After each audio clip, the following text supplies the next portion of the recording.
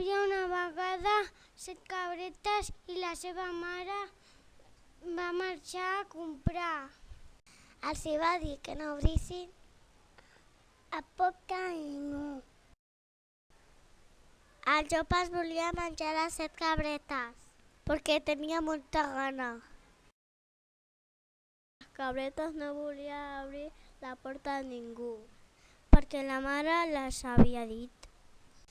Ells es van venir a la pota i ens va ensenyar per sota la porta. Les cabretes van pensar que era la mare. Van obrir la porta i el llop va entrar.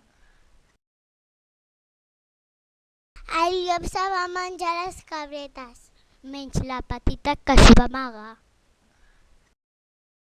Però la més petitona s'havia amagat dins de la llotja del menjador.